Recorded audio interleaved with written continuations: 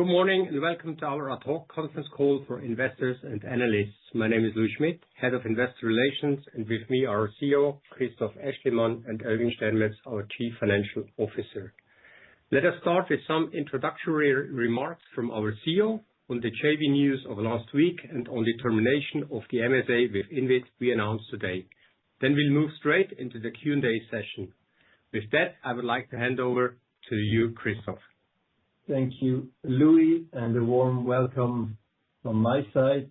Let me briefly share our perspective on the strategic TowerCo initiative announced last week, as well as the termination of the MSA with Inwit announced today. So here is our view. For us, the Italian tower situation is completely decoupled from the mobile market we are operating in and is, in our view, a non-sustainable situation. Why? The Italian tower fees we pay are among the highest in Europe and keep on growing, and the Italian market is de facto duopoly. On the other hand, the Italian mobile market is highly competitive, prices have been in structural decline and are among the lowest in Europe. As a result, our tower lease costs are now approximately 20% of our mobile revenues, and this share keeps growing, which is unsustainable for us. In our view, tower economics cannot diverge forever from the economics of the mobile market. Therefore, we decided to take action. First, we launched a strategic initiative with TIM to create an independent open access TowerCo as a 50-50 JV that will develop, own and operate up to 6,000 sites across Italy and commercialize them to multiple operators, including third parties, at market conditions and on a non-discriminatory basis. This pro-competitive project is designed to complement the existing passive infrastructure, support network densification and 5G deployment, create an additional make option, and increase sourcing flexibility in the Italian market. Through the entrance of a third-party minority investor, there will be 3 co-controlling shareholders with no consolidation obligation, meaning CapEx is off balance sheet for Swisscom, and through the multi-tenancy approach, there will be a lower unit cost per tenant. The initiative will be financed through a combination of debt and equity from the third-party investor with no impact on Swisscom's free cash flow and net debt position. Therefore, we expect decreasing lease expenses over time as the MSA with the new TowerCo will offer services at market prices. Second, we announced today the termination of the MSA with Inwit scheduled for March 2028. The terms and conditions specified in the current MSA stem from a transaction executed many years ago and are strongly favorable to the TowerCo and deviate from market standards in several respects, among others because of very high fees that are significantly above market and an inflation clause that increases the price we pay by 100% of inflation without any cap, which is unrelated to the actual increase of the underlying cost, is not at market and not sustainable. Due to Inwit's refusal to engage in commercial negotiations and to renegotiate the MSA terms, and given the deadline for an automatic renewal for another 8 years due on March 31st, Inwit left us no choice but to terminate the agreement with Inwit now in full compliance with the contractual provisions. Considering the repeated public statements by Inwit in which they claim that the current MSA was subject to a fixed term until 2038, Fastweb Vodafone has filed an action before the competent courts to assert its contractual right to terminate the MSA. So what happens next? Operational continuity is ensured with the following contractual provisions and measures. Until its expiry date in March 2028, the agreement with Inwit remains fully effective and operational. According to the MSA, both parties must agree on a multi-year migration plan for a period which needs to be agreed in good faith between the parties. As such, we will have access to Inwit towers for the duration of the migration, avoiding abrupt or unilateral disruption. Over time, Fastweb Vodafone will evaluate the most efficient infrastructure sourcing model and progressively diversify sourcing through 2 different channels. The first channel consists of existing tower providers such as Cellnex and PTI, and potentially other tower providers. This category might eventually also include INWIT, provided they offer market conditions. The second channel is going to be the new TowerCo that we announced last week. I would like to emphasize that we remain open to a constructive dialogue with INWIT and are available to reach a fair, negotiated agreement with lease costs for towers at market prices. At the same time, we are pursuing a more diversified and sustainable tower sourcing strategy. The new TowerCo with TIM will therefore proceed independently of any potential negotiation outcome, as it addresses the need for increased densification and competition in the Italian tower market. With that, I'll now turn it over to the operator for the Q&A session.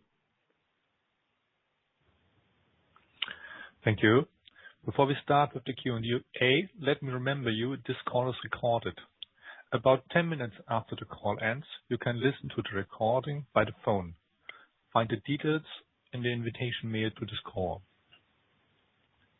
I now shortly explain how you can raise a request to speak. To ask questions, please press *14. I repeat, *14. If you wish to withdraw your request to speak, please press *15. I will now open the lines one by one. As soon as your line is open, you will hear a brief audio message on your own line. Directly after this brief audio message, your line is open. Please introduce yourself by name and company first before asking your question. I will now open the first line. Hi there, it's Joshua Mills here from BNP Paribas. Thank you for the conference call this morning. A few questions from my side. So the first one is, you've talked about the INWIT contract being well above market prices. Could you give us a bit more of a steer on how much more expensive the contract is than the reference terms you're looking at, and so that we can think about the negotiating position and what you're trying to save? That would be helpful. Secondly, on the practicalities of actually doing this network migration, how long do you expect the transition period to last, and how confident are you that you can do this without disrupting network quality? And perhaps related to that, I think at the moment of the 25,000 sites you have, there's 20,000 with INWIT. How many of those sites do you think you could replace with Cellnex and other options that are already in the market? And then third and finally related to that, do you already have discussions ongoing with these TowerCo partners to help you manage that transition once we get to 2028? Thank you.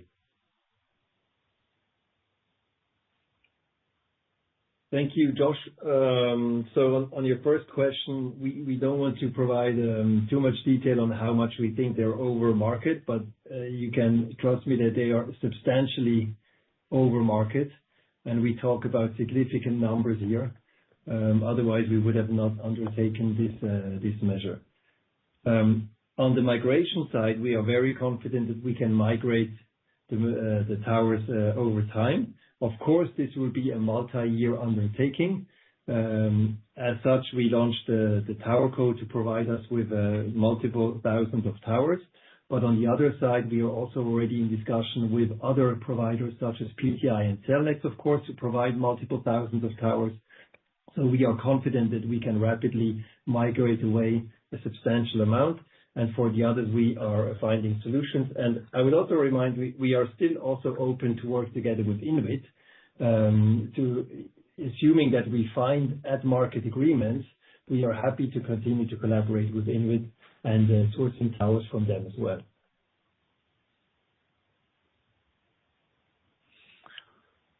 Next question in line will be open. Oh, hello, guys. Thank you very much for the call this morning. I guess the INWIT pushback, if I understand this, is that a change of control at Vodafone Fastweb would trigger an extension to the MSA, and that change in control could have either been in 2022 with the transfer of assets from Vodafone into Vantage, or perhaps more clearly in 2024 with your acquisition of Vodafone. So could you just give us your opinion on whether that has legal credibility or not? That seems to be the major debate here. That would be useful. Thank you very much. Yes, I'm happy to answer this. Eugen here. Good morning, everybody. So you're right, the question of change of control is crucial. The agreement is actually quite clear in that respect. So in the case of a change of control under the MSA, any contract party has an option to extend the MSA terms by another 16 years. And in order to exercise such an option, the exercising party had to notify the other party within 30 days of a change of control event.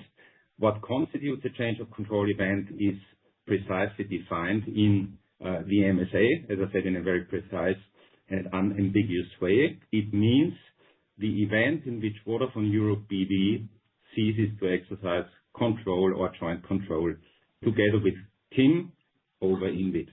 And Vodafone Europe BV ceased control over INWIT in 2020 with the Vantage transaction.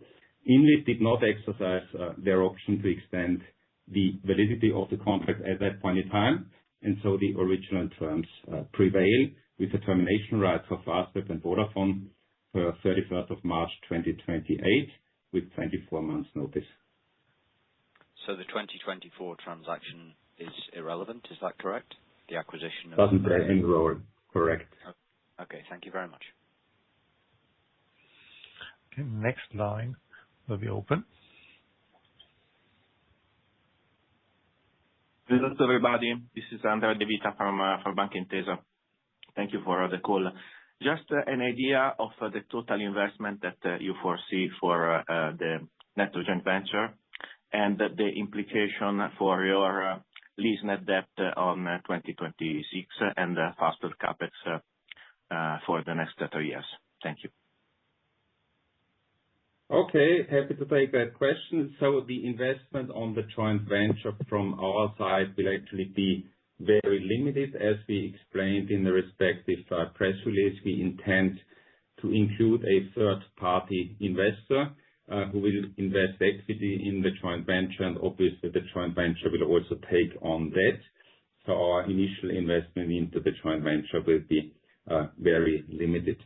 As for the leverage guidance for 2026, this is unchanged. I remind you the leverage guidance was 2.3x plus whatever would come on top from the renewal or from new tower agreements in Italy. Now, obviously, the renewal option is gone, but new tower agreements might be the case in 2026. So our leverage guidance is unchanged, 2.3x plus whatever comes from tower agreements.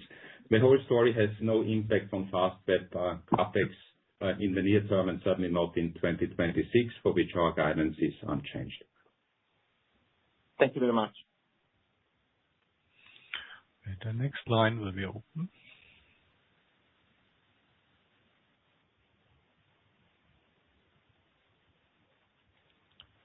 Hello, can you hear us? Yes. Your line is open for question. I will open the next line.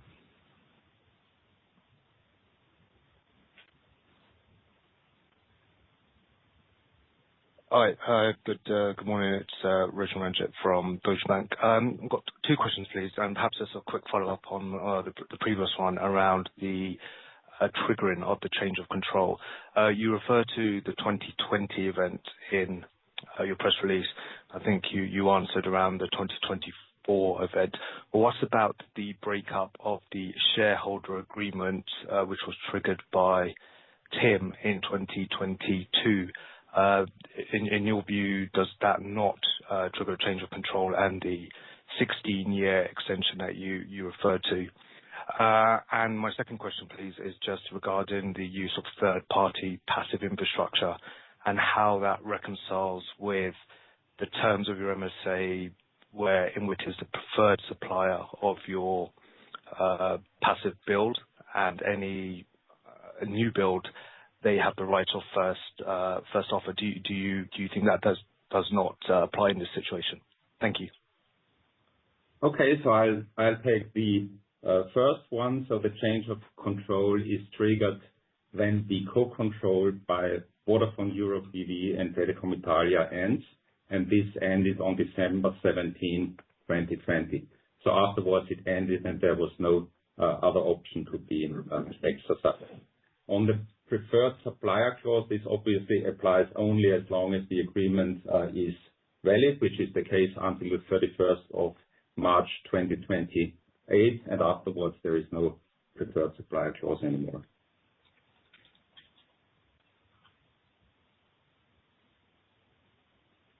I will open the next questioner line. Yes, good morning. Nicholas Gavin from LexCorp Capital here. I'm just curious about the reaction of the Italian government and regulator on this course of action, because their objective has clearly been to increase the quality of the network in Italy, which is poor, and drive investments. And basically here the deal seems to me like you're going to give a lot of effort, a lot of money to at best replicate what you have, but with little hope of really improve the quality in that period. So isn't there a risk this would alienate the authorities, and could it impact also the negotiation where you're asking for free spectrum, in the sense that the money freed up for investment in exchange of the free spectrum is now really more to replicate what you have rather than to improve? Thank you very much. So I think it's an excellent question. Obviously, the relevant party to answer this would be the Italian government. So I cannot speak for the Italian government, but my impression is that this undertaking is viewed positively. As we are, taking pro-competitive measures, we are trying to make the tower market more competitive to lower overall costs in order to be able to then redirect more investment into the network and actually improve the Italian network overall on the mobile side. So our intention is clearly to accelerate mobile densification and network quality, to redirect investment into the network. And for this to happen, we need to work on the tower costs overall. And so I think it is in the interest of consumers and businesses, it's the interest of the country, and overall a favorable move. Thank you. And just a second one, if I may. You sound a bit like presumably you knew all of this when you bought the assets, right? So it sounds a bit like, certainly the cost is very high. It's surprising to us. It's not in a way, was it always the plan, I guess, that this was sort of a contract that you knew about, that you were gonna change basically the terms of it? Well, I think we already made clear in February 2025, immediately after the takeover, that we were of the opinion that the tower cost was above market. So this is not a new topic, but we have been talking about this for a while. Thank you very much. Good luck. Taking now the next question. Yeah. Hi, good morning. It's Kilda Tani from JP Morgan. I've got a couple of questions as well, please. The first is just to understand the legal process from here. As you've mentioned, Inuit's disputing the termination timeline that you believe is appropriate. Can you just talk us through the legal steps that you'll now take to assert the timeline that you believe is right? And at what point and how quickly can we get visibility to the resolution of that dispute, just to know that the process you're now taking obviously can move forward? That's the first question. The second one is just on timeline on your tower JV. Obviously, you've said 6,000 sites is what you're targeting. Can you help us understand within Italy how quickly you think it's actually possible to build sites like that? And then the last one is just a broader executional question around the plan that you have here. If you're going to theoretically migrate a substantial portion of the sites off Inuit, assuming you can't get some sort of agreement with Inuit through this process, can you just talk us through the one-off costs that would incur? Because presumably you're going to have antennas and other associated costs that you'll have to build up as you're replacing this. You won't be able to migrate the existing antennas you have with Inuit. So when you think about whatever you do, can you just help us understand the execution risks and costs that might potentially associate with this plan that you have here? Thanks a lot. I can take the first question. So the legal action that we commenced against Inuit is essentially aimed at obtaining a ruling from the Court of Milan confirming the lawfulness and validity of the termination of the MSA by Fastweb Vodafone, and consequently confirming that the MSA will terminate on the 31st of March 2028. As for the timing, we would not like to speculate on that topic. We'll all find out over time. Okay, and then sort of a second question, so tower JV. So first, we need to establish a tower JV, and it needs to be approved. But we plan with a rollout speed of roughly 500 towers per year. So this gives you an indication of the speed and the rollout speed that we will have once the JV is established. On the migration side, of course, depending on how we migrate, it implicates different one-off costs. Depends if you migrate to existing towers, to new towers, and so the precise costs that will be needed depend on the precise migration planning, and we will share this in due course once it becomes clear how the migration planning will be set up. Once we negotiated it with Inuit, which will take probably some time to set up with the counterparty over the coming months and quarters. Okay, thank you. We open now the next line. Yes, hi, good morning. It's Christian Bahler here from SKB. I have a follow-up question on the legal process. Can you tell us when do you expect a judgment by the competent court of Milan? Also, do you expect the judgment before the end of this year, or is this, let's say, more something for the medium term? Well, we already had that question. All I'm going to say is that we all know that Italian courts tend to be not extremely fast, so that can take quite a while, but I don't want to speculate on the exact number of quarters or years of how much that could take. Okay, thank you. We take now the last question.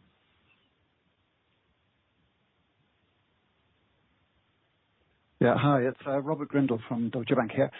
Thanks for the call. Do you envisage a scenario whereby you could beat your synergy expectations on the Italian acquisition via taking this route, or is this about securing what you were hoping to do in the first place? And there's obviously some dispute about the change of control dates, and you have your view, which you've had since the purchase of Vodafone Italy. Just to ask whether you have any indemnities from Vodafone should your opinion on this point not be supported by the courts. Thanks. Okay, so let me be clear about the synergies. The synergies have nothing to do with the question at hand. You all know the sources of the synergy. The most important one is the migration of the Fastweb mobile customers onto the Vodafone network. This whole discussion here comes on top and has nothing to do with the realization of synergies, which is fully on track. Then the second question on change of control date. Sorry, I lost the second question. Could you repeat it quickly? If you have an indemnity of... Yeah, we're not going to comment on any relation with Vodafone in that regard. Sorry, I forgot the question. Okay, thank you. Okay, there's still a couple of questions. We'll try to get some more. Open the next line.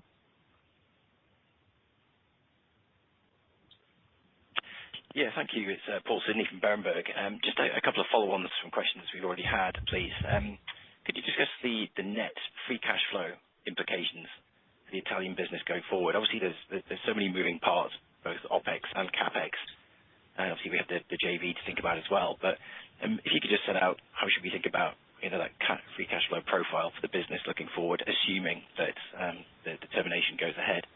And then just secondly, it feels like much of the dispute comes down to legal interpretation of the MSA, and it does feel like this could end up in the courts for many years. But if a legal dispute goes on beyond March 28, I know that's sometime in the future, but do we just roll on in terms of the contract under the current terms? Is that the right way to think about it? Thanks. Okay, so on the free cash flow question, as I said before, there is no immediate impact on free cash flow.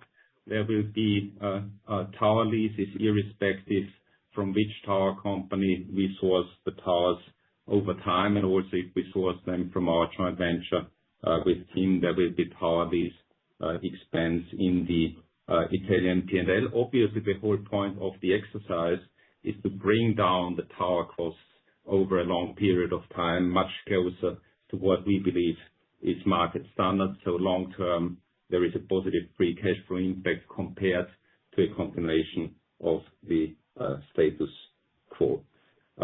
Then after March 31st, 2028, as Christoph already pointed out, a migration period will start, the details of which have to be defined together with INWIT, and obviously during those periods, we are going to pay for the towers that we use from INWIT.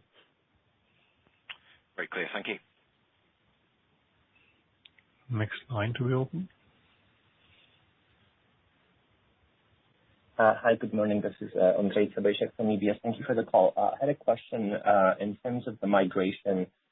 So I think in the past we've had a situation in Italy where, due to various limitations, including EMF proximity, etc., it's been very difficult for operators to actually collocate on infrastructure that is pretty full in terms of tenancies, which is the case for both INWIT and Cellnex, and it has been impossible to migrate even low to mid-single-digit thousands of sites to either of these companies in the past. So my question would be, if you are planning, if I understood correctly, to migrate about 500 or build 500 sites per year, presumably with the amounts of sites that you have, and presumably again the limits on the amounts of sites that you would be able to move to either Cellnex or PTI infrastructure, it sounds like the realistic timeline for migrating the rest would be a very long one, and presumably also in certain, especially high traffic density, etc., areas in the city centers of a lot of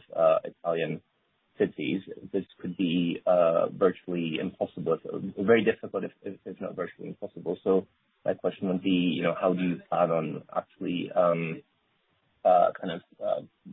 completing this project, because there will be a big amount of sites where this will be very difficult to actually do. Thank you. So I can maybe comment a bit on the planned migration. And indeed, the new EMF regulations in Italy made it much easier to co-locate sites, which is good news for us in this situation, because it makes it much easier to reuse existing sites from PTI or Cellnex. And this will be one of the main axes of migration, of course. So not building new sites, but reusing existing sites and actually augmenting the co-location factor on existing towers, which will be one of the main avenues of our migration plan. And then, of course, some sites will need to be built. This is, as you pointed out, not always easy, but it's not impossible. So we will proceed also on that front. Of course, this requires a CapEx, depending on how it is structured, if we go through JV or direct build on our own. But on the other side, it also frees up substantial lease liabilities and outpayments. So it's always a balance of what you, let's say, upfront payments and the costs over time. So we are confident that we have a good migration plan in place. Of course, now all the details need to be discussed with INWIT and agreed upon. And once we have more clarity on how we proceed, we can then update you again on what this means precisely in terms of numbers in the long run. Thank you. Maybe if I can follow up, I guess there will come a point where as you say, some sites will be very difficult. You'll be left with a certain number of sites where maybe traffic is crucial, et cetera. So then comes into play the all or nothing clause, and how, I guess, do you plan on dealing with that once, the wind down agreement actually reaches the end, because presumably this cannot be, forever.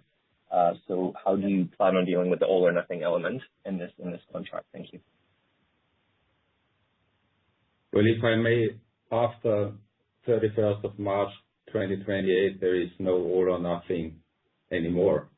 So there is just the opportunity beyond the migration plan for both parties to come together and agree if we are interested in a site from INWIT and INWIT is interested to provide it at market terms to come together. But the whole all or nothing clause is something that lives during the life of the agreement.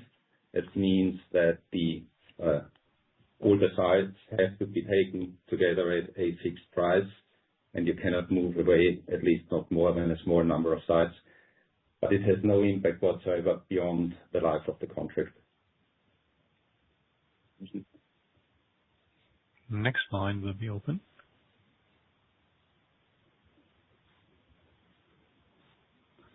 Hi, it's Josh Mills again, sorry, from BNP Paribas. Just a follow-up on Rob's question earlier. I understand that the synergy targets with Vodafone Italia are unrelated to the TowerCo deal, but when you did announce that transaction, you provided some longer-term guidance as well on the run rate pro forma of EBITDA, operating free cash flow, and also link that to your dividend guidance as well. So my question is, does that financial guidance, which was laid out at the time, assume a renegotiation of the tower contract or an alternative network build? Or would savings that you plan to make through either of those routes be additive to the current guidance? I just want to really stress this, how confident we can be in your current financial guidance based on this debate about the towers, which may take some time to be resolved. Thank you. Yeah, sure. So the picture we presented upon the signing of the transaction in March 2024 still stands. If you remember, what we presented back then was net synergies of 600 million at the level of operating free cash flow. It was always clear that obviously outside that net accrual of synergies of 600 million, there would be pluses and minuses from the ongoing business, as we observed. And this TowerCo or this tower opportunity we're talking about here is exactly one of these additional pluses. But as we know, in the market there are also minuses, and net we still stand by our net 600 million plus communication when we presented the deal. Great, thanks. Next question line will be open. Yeah, good morning. It's Andrew Lee from Goldman Sachs here. I had two questions.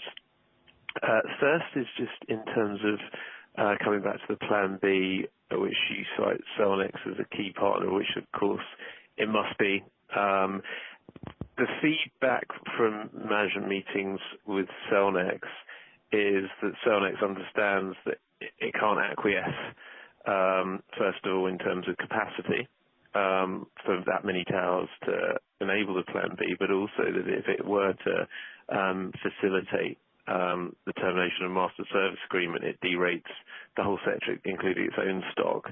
How confident are you that your commentary around the relationship with Cellnex and negotiations suggests a more constructive engagement? Could you just help us understand that tautology between your position and the difficulties that Cellnex has to support you on that journey? And then just second question, more explicitly, just on what's your understanding of the cost to take antenna off one tower and put them onto another, just per tower? What's the cost that you've envisaged and put into your model? Thank you. So on the Cellnex question, I think I already went into details around the migration plan. Yes, we are confident that we can reach an agreement and that we will find good solutions to make our plan B work. As for the CapEx to move antennas, you're correct. There is some CapEx associated to that. We are not in a position today to give a precise estimate yet. It's still early days, but suffice it to say that whatever antenna moving CapEx, if that's what you want to call it, is gonna come, will be within the typical total CapEx envelope that we have envisaged for Fastweb Vodafone in our business plan. Thank you. And that's that strength of the relationship with Cellnex that regards both the migration of the existing antenna off of Inwit onto Cellnex, as well as the incremental tower build that you announced with the JV last week. It's both elements that you think you're having a constructive dialogue with Cellnex on. I'm not sure I got the question. Yeah, can you repeat the question? So there's two elements to your dialogue with Cellnex. One, can Cellnex support you in building new towers as part of your JV? And secondly, will Cellnex existing towers receive antennae that have been taken off the Inwit towers? You think there's a supportive, constructive dialogue on both elements of this discussion? Thank you. Absolutely so. Thank you. Next line will be open. Yeah, hi, Justin Funnell here. Yeah, just follow-up questions, please. I mean, hypothetically, is this just a question of price? You know, if Inwit was charging you market rates, you would just extend, or is it also to do with other things? For example, the nature of the all or nothing contract. You want to move away from that type of contract, perhaps more of a sort of tower by tower deal, or in any case you want to diversify supplier, perhaps use more second tenants. And then secondly, can you tell us any more about Inwit's obligations to sustain your service whilst you go through this migration process? How much leverage do they have to, switch off towers after you've served notice? Thank you.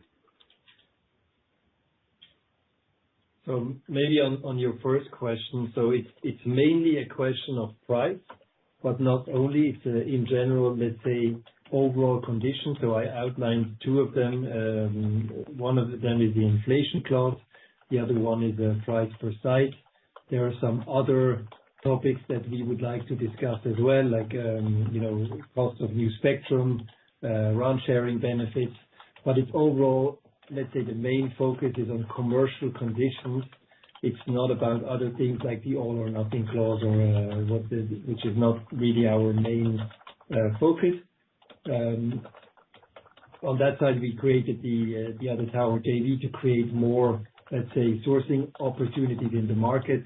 But at, let's say, the right commercial conditions, we would have been happy to renew the Inwit contract, as we have stated multiple times. But unfortunately, we couldn't reach a conclusion with Inwit on these topics. Now, the MSA foresees multiple obligations in terms of termination. The most important one is a good faith negotiation of the migration plan. And as such, we would expect that Inwit doesn't just turn off towers, because it's also obviously clearly detrimental to their own position and revenues. So we are confident that we can reach a good agreement with them, either how to offboard or maybe also find an agreement on the commercial conditions for the sites that we would like to source from them. Okay, thank you. The next line will be open. Yes, good morning. It's James Ratzer from New Street Research. So I have two questions, please. So the first one is, your press release says that you're allowed a multiple year transition under the MSA to remove your equipment. How many years is that? And during that transition period, does the MSA require that you pay the ongoing rate per site where you still have equipment? And then the second question I had was, do I assume from the release today that you're now acting unilaterally from Telecom Italia here? And if so, does that mean your RAN sharing agreement with Telecom Italia is now effectively terminated?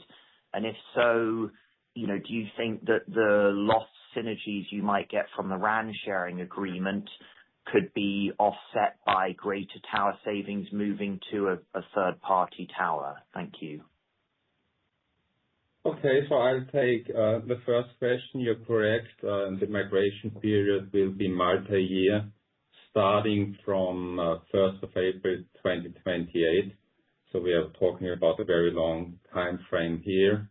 There is even a minimum migration period stated, which we're not going to talk publicly about because it's in the agreement, it's not public information. But you can assume that this will be a transition that will span many, many years, during which, yes, as I said before, we are going to obviously pay the ongoing rate for the towers that we continue to use during the migration period. So on the other question, of course, we are acting unilaterally. I mean, we are talking about our contract between Fastweb, Vodafone, and Inwit, which we are terminating. The precise impact on RAN sharing, we will see. It depends now also on, let's say, the next steps and what happens over the coming months. But I would highlight again that the RAN sharing benefits are not included in the 600 million synergy target. So the 600 million synergy target that we announced upon signing the deal in 2024 are completely independent of A, RAN sharing, B, the tower JV, and C, now the termination of this contract with Inwit. And we will deliver the 600 million synergies irrespective of what is going on the RAN, the mobile tower side. All right. Let us take one final question before we conclude today's conference call. Okay. I open the last question in line.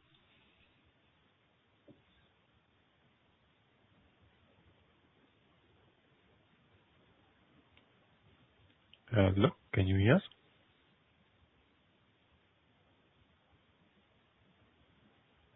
Hello, can you hear me? Hi, it's Mathieu Robillard from Barclays. Sorry. A few questions, please. So the first one, in terms of the strategy to redeploy your antennas into sites, any sense you can give us in terms of the mix of what could be migration to existing sites from Cellnex or PTI, and what you think you will need to build? And linked to that, does it mean that maybe the JV you announced with TI could be expanded in terms of scope? You talked about 6,000 sites. Maybe it could be some more. That's a question. And the second one is a bit of the logistics. I mean, what kind of CapEx are you taking into consideration to build new sites? And in terms of the antenna, how does it work? You can literally take them out of the existing Inwit site and put them back into your new sites, or do you need to, in practice, you need to buy a new antenna? Thank you. So on the strategy to redeploy the mix, it's too early, I would say, to give precise numbers in terms of mix between existing and new sites. It depends on the precise migration plan. So we will re-inform in due time. Of course, expanding the JV with TIM is always a possibility to increase the build mix. And this is certainly something that we will also look into. Now, in terms of logistics, the CapEx requirements also depends on the mix of existing and new. So at the moment, it's too early to make a clear announcement on that side. But in reality, how does it work? You basically take the new site in production, so you need a new antenna, and then you dismantle the other site, and this antenna can then be reused for the next site you migrate. So there is some, incremental antennas you need to buy, but to build the first or migrate the first sites. But once you migrated the first, you can dismantle existing sites and then reuse this equipment. So there is no real impact or let's say fundamental impact on CapEx that is required to buy a lot of new antennas, because we essentially will recycle existing equipment and move it from site to site. If I may just add one sentence to be clear. For the moment, we do not foresee any CapEx to build new sites. Okay? Maybe we were not entirely clear before. There is no CapEx plan to build new sites. New sites, if built, would be built through the JV. So I would like to reiterate, there is no change whatsoever to our general financial predictions. There is no change to our financial policy or dividend policy whatsoever. There is no impact of this whole exercise on our overall financial strategy. All right. Thank you, Christoph and Eugen. And with that, I would like to thank everyone for joining and close today's call. If you should have any follow-up questions, feel free to reach out to us from the IR team. We are happy to support. Have a great day.